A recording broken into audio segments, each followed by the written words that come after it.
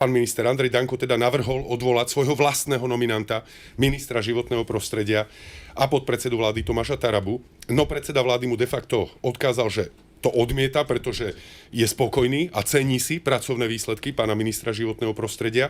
Rozhodol sa teda takto po svojom. No a to je tá, ďakujem veľmi pekne, no a to je tá otázka vlastne moja zo začiatku, že neroztrhal takto vlastne pán predseda vlády koaličnú zmluvu, pretože za toho ministra, ktorého predseda ktorejkoľvek strany nominuje, je sám zodpovedný a teoreticky teda si s ním môže robiť v úvodzovkách, čo chce. Nie. Nie. Lebo?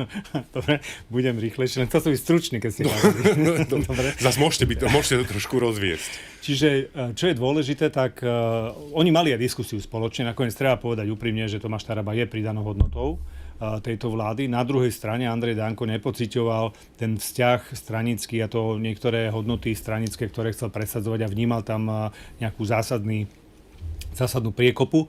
Nechcem povedať priepas, lebo to nebolo také úplne zásadné a chcel v zásade, aby ten nový minister prípadne reprezentoval tie záujmy viacej z niektorých okolností. No a myslím si, že podiskutovali. Ja si myslím, že si sám Tomáš Taraba uznal, že chce viac vlastne pestovať tie vzťahy aj zo stranickej pozície a byť aj účastný vlastne na tom stranickom živote.